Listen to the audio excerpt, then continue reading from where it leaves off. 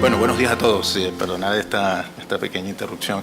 Quiero agradecer a la Comisión Europea, a las cámaras de comercio europeas en España y al Foro de Innovación por la invitación.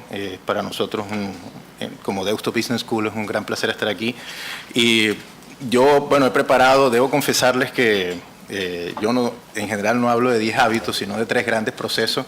Pero bueno, en aras de adaptarme al formato, he construido alrededor de esos 3 grandes procesos 10 hábitos, y es lo que quiero compartir con vosotros en estos 15 minutos, ¿sí? Bueno, antes de hablar de esos 10 hábitos, yo creo que es importante ponernos en contexto, ¿no? ¿Dónde estamos desde el punto de vista digital? Y aquí podemos estar 15 minutos solo hablando de esto o muchísimo más. Pero yo creo que lo más relevante está en esta lámina. Es decir, yo he tratado de colocar allí cosas de las que se viene hablando en los últimos años y muy recientemente en los últimos meses. Es decir, desde implantación tecnológica tradicional en el back office de un ERP tipo SAP, Oracle, etcétera. Luego todo el fenómeno de las redes sociales, Facebook, Twitter o redes sociales dentro de las empresas, ¿no? Usando cualquiera de las plataformas de proveedores privadas. O, bueno, incluso también cloud computing, como este nuevo fenómeno donde todo lo ponemos en la nube, ¿sí? Y he puesto también, obviamente, ciertas tendencias tecnológicas, ciertas olas tecnológicas que empiezan o están ya con nosotros, ¿no? El Internet de las cosas, ¿no? Es decir, la posibilidad de que también a través de la nube, del cloud computing, pues todos los dispositivos del hogar, de la oficina, de los edificios, de nuestros edificios estén conectados en la nube y los podamos gestionar a distancia o podamos tener un control sobre ellos o ellos comunicarse con nosotros, ¿sí? Seguramente habrán oído cientos de ejemplos de esto, ¿no? Poder desde casa encender la cocina o apagar el horno, etcétera, ¿no? O también el fenómeno, la tendencia actual del coche sin conductor, ¿no? El driverless, donde Google ha empujado muchísimo, y recientemente ha habido la noticia de sus prototipos iniciales en coches, donde se espera que haya un gran impacto en la sociedad, ¿no? Donde no solo estamos allí viendo un impacto que puede venir sobre el sector automoción en sí mismo, sino también en la manera como parte de la sociedad que quizás antes no tenía la posibilidad de conducir un coche, ahora lo podrá hacer porque no necesita conducirlo. De hecho, no necesita conducir, sino que necesita que lo lleven, ¿no? Entonces, todo esto incluso tiene planteamientos de servicio, es decir, pues a lo mejor no necesitamos un coche en un futuro muy cercano, sino que se lo rentamos a Google y que nos venga a buscar, ¿no? Entonces, todas estas cosas pues nos llevan, la tecnología en sí misma empieza a generar una serie de escenarios futuros cercanos para la sociedad y para las empresas, ¿no? Y bueno, obviamente he puesto aquí al Google Glass, ¿no? Como ese fenómeno en el cual nos hablamos con un dispositivo, ¿no? Donde hay mucho de lenguaje natural de comunicación con esas gafas y como dispositivo de interacción con el ser humano, ¿sí? Bueno, todos estos dibujos aquí o ejemplos que he puesto, yo lo quisiera resumir en la lámina, en el gráfico que está a la izquierda de la lámina, donde básicamente lo que quiero reflejar es que tenemos una velocidad de cambio tecnológico abismal, y de hecho le saca una brecha importante al cambio o a la velocidad de cambio social y a la velocidad del cambio organizacional. Y esa brecha entre la velocidad del cambio tecnológico con respecto a nuestra capacidad propia como sociedad u organización o individuo a perseguir ese cambio tecnológico, a adaptarnos a esa velocidad de cambio tecnológico, nos genera estrés, ¿no? Nos genera estrés y nos pone en situación de vulnerabilidad. Yo creo que a mí me gusta, aunque es una palabra que puede tener una connotación negativa, yo creo que hay que ser, una de las cosas importantes es ser consciente a lo que nos enfrentamos, y es que muchos modelos de sociedad o de organización están en una posición de vulnerabilidad ante estas nuevas tendencias, ¿no?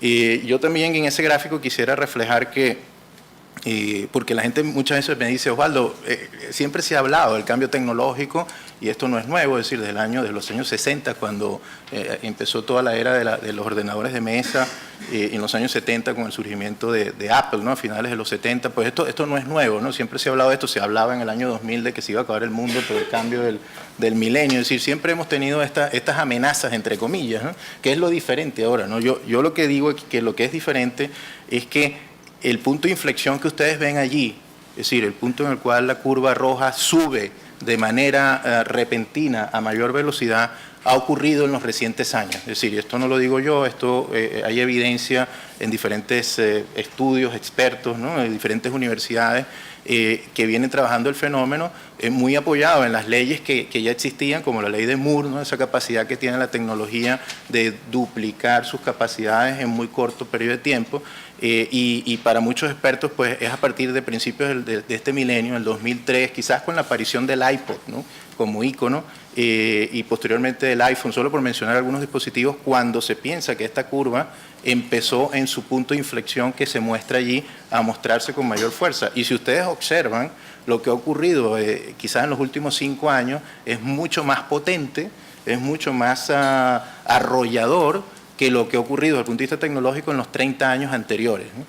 Lo cual, si lo vemos con evidencia propia, esta curva tiene todo sentido, es decir, no necesitamos realmente, aunque lo hay, y si a alguno le interesa, pues podemos compartir artículos en este sentido que demuestran que esto está pasando realmente, ¿no? Entonces esa es la gran diferencia entre los años, lo que pasó entre finales de los años, principios de los años 60, cuando nace la economía tecnológica, ¿no? Con IBM, luego en los 70 con Apple, hasta principios del 2000, sí, ya podemos hablar de 30, 40 años de desarrollo en el sector de ordenadores y de PC y de computación en general, y lo que ha pasado del año 2000 hacia acá es otra historia, ¿no?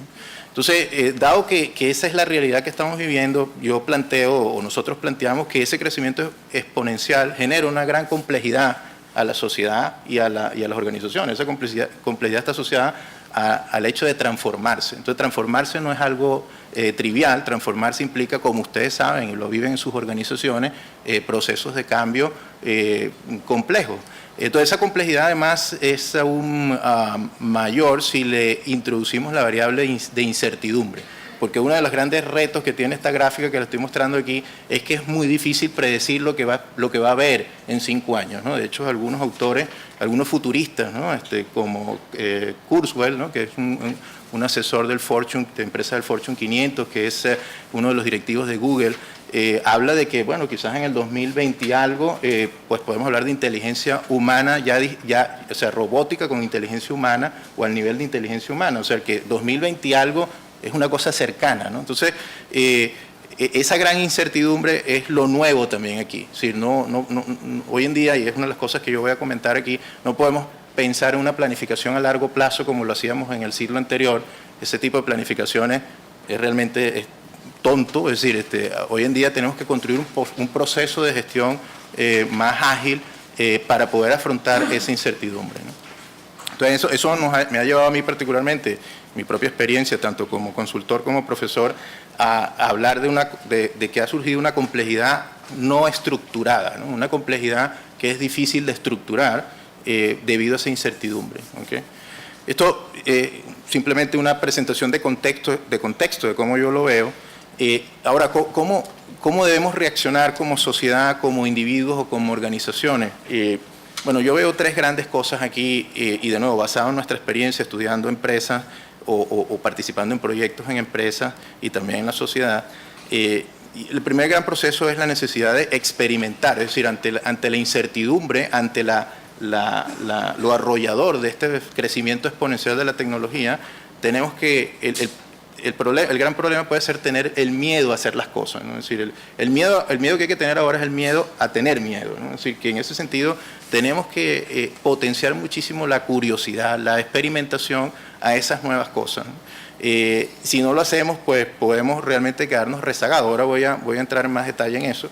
El segundo elemento es el desarrollo, es decir, tengo que construir nuevas capacidades individuales, organizacionales y sociales en la sociedad para afrontar esos retos, ¿no? Y eso yo lo categorizo como la necesidad de desarrollar esas capacidades, y eso toma tiempo. Es decir, eso no es un proyecto de corto plazo, y eso es otro de los grandes mensajes que yo quiero trabajar aquí. Es decir, tenemos que transformarnos para construir algo sostenible en el tiempo.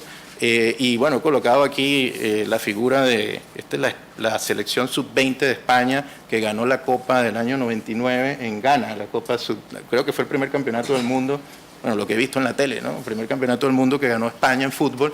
Y si ustedes ven esa foto, hay dos personas interesantes en esa foto. El portero es Casillas y el que está sentado con el número 8 es Xavi Hernández.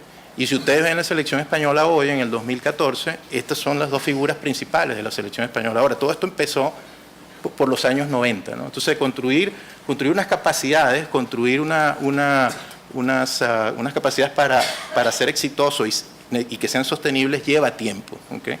Y el tercer gran proceso que yo creo que es importante mencionar es que debido a esa experimentación y debido a esas capacidades, que además una de ellas tiene que ser la necesidad de ser ágil y flexible, pues las empresas, la sociedad y necesitan evolucionar más rápidamente. Y si no lo hacemos, pues allí volvemos al tema de la vulnerabilidad, ¿no? ¿Okay?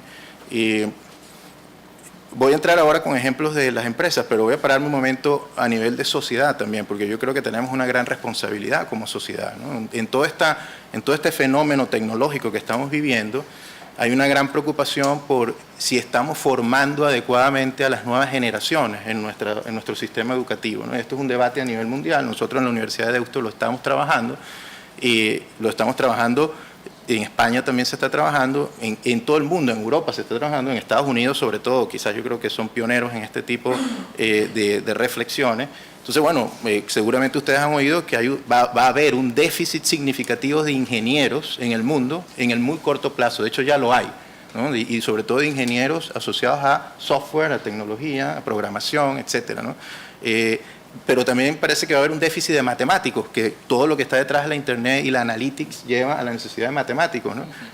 Pero cuando hablamos de un déficit estamos hablando de millones de personas, y no estamos hablando que hacen falta 50.000 personas, no estamos hablando que faltan millones de personas en estas capacidades, ¿no? Entonces, desde el punto de vista social, este es un ejemplo, ¿no?, del gran reto que nos trae esto, ¿no? Es decir, estamos como país, como continente, preparados para competir en los próximos retos de la sociedad. Y yo estoy realmente preocupado, y debo confesarles, ¿no? Entonces, en las universidades estamos teniendo este tipo de debates, ¿no? ¿Okay?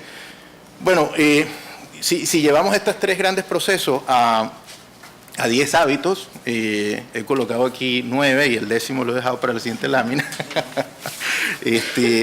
Bueno, experimentar, he traído aquí la frase de C. Frank, que es un emprendedor de juegos online, que dice: baila como un idiota y no vendas nada todavía, ¿no? Sí, y esto es quizás uno de los grandes mensajes de la economía digital. Es decir, se trata de, dado todo esto que está surgiendo, y por eso ustedes observan que Internet en el fondo es una economía de lo gratis, ¿no? Y todo al principio se ofrece de manera gratis, y luego tenemos que construir o ver cuál es la manera que vamos a monetizar esos modelos de negocio, porque no lo sabemos a priori, y parte de cómo saberlo pasa por experimentar qué es lo que realmente quiere el cliente, cuál es esa necesidad, cómo puedo construir un modelo para monetizar esa necesidad que todavía no la conozco, ¿no? Y de ahí la necesidad, desde el punto de vista de negocio, de la experimentación. Obviamente, esto he puesto un ejemplo de emprendedores, pero es que aquí viene uno de los principales retos. Es decir, cuando enseñamos esto en las corporaciones, el principal mensaje a las empresas es: tengo que empezar a moverme, o tenemos que movernos hacia esos paradigmas de gestión que tienen los emprendedores en la economía digital, si sobre todo mi empresa está alrededor de un entorno digital o se puede ver amenazada o necesita transformarse digitalmente, pues tengo que aprender de los que mejor lo hacen. Y los que mejor lo hacen son los emprendedores digitales, ¿no? Luego vamos a ver un caso, el de Miguel Ángel, asociado a esa experiencia, ¿no? Entonces, bueno, a mí me gusta usar en este caso como ejemplo American Express, que es una empresa centenaria, si no me equivoco tiene 150 años o algo así. Es una empresa además que no es precisamente un producto el que ella tiene que permita compartir, ¿no? Es decir, nadie está compartiendo sus datos de la tarjeta de crédito. De hecho es algo privado. Es decir, cuando hablamos de redes sociales y tarjeta de crédito parece que son incompatibles, ¿no?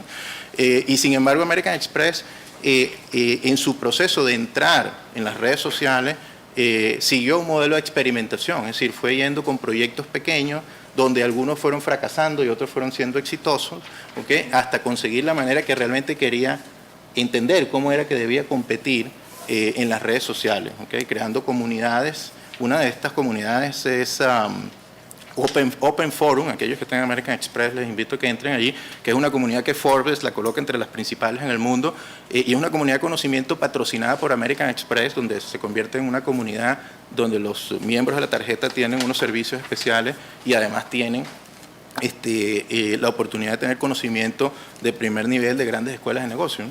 Entonces, pero American Express estuvo experimentando, es decir, y este es un caso que se puede discutir con bastante tiempo, pero ahora lo voy a dejar allí, ¿no? Y aquí uno de los principales mensajes es la necesidad de que entendamos que podemos fracasar, ¿ok? Y esto quizás es uno de los grandes cambios de paradigma en nuestras empresas, es decir, el fracaso no debe ser mal visto. Eso sí, lo que es mal visto es que algo que hemos detectado que es fracaso lo mantengamos vivo, ¿no?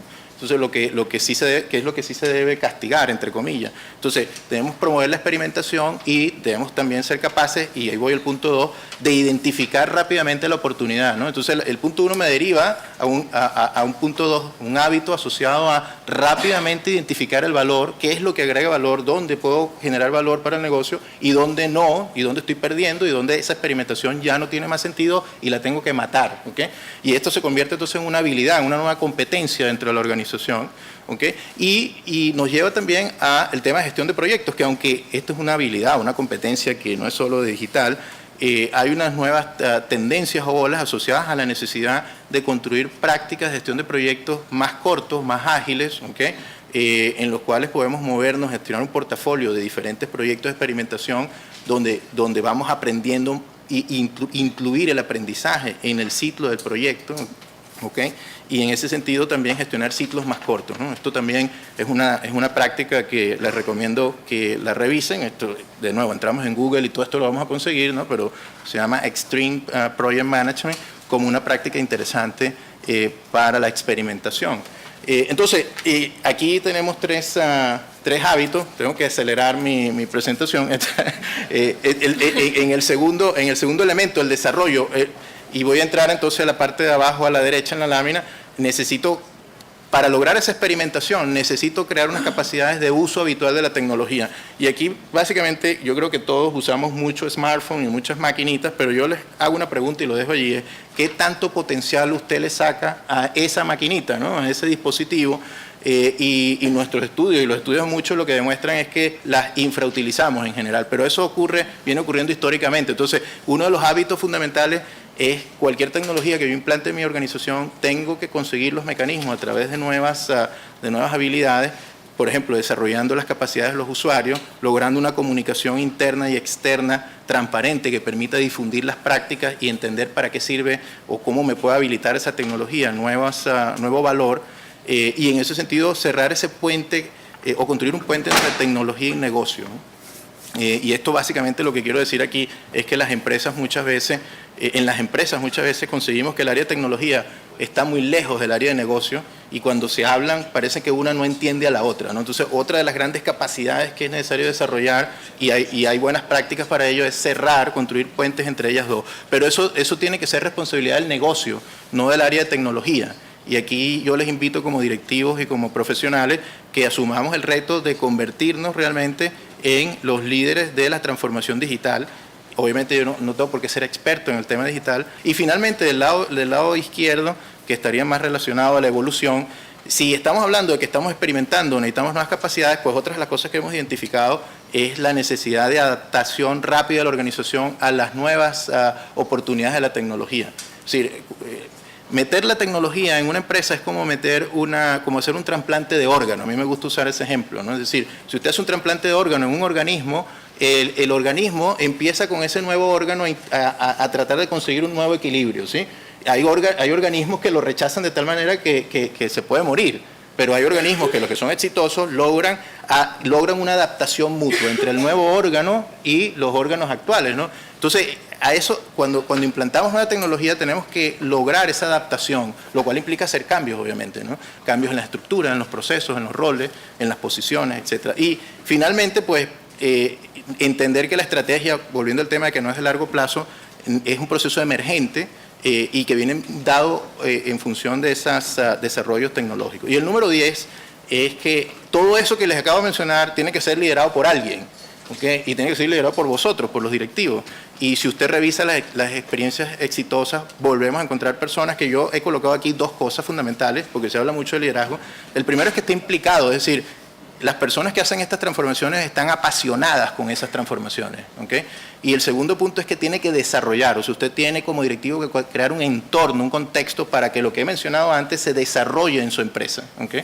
Y tanto, yo creo que en el caso de Steve Jobs, que quizás es de los que más uno percibe que se ha implicado o se ha apasionado con sus cosas, y he puesto aquí también al CEO de Zappos, ¿no? Que es esta empresa de e-commerce de zapatos, que ha creado una cultura alrededor de Zappos interesante. Bueno, finalizo simplemente comentando, permíteme, Martín, hacer una pequeña presentación de la Universidad de Deusto, porque hemos lanzado precisamente un programa recientemente de transformación digital de la empresa, que es Blender en formato presencial online. Si desean más información, pues quedo a vuestra disposición. Muchas gracias de nuevo por la invitación. Muchas gracias, Osvaldo. Muchísimas gracias.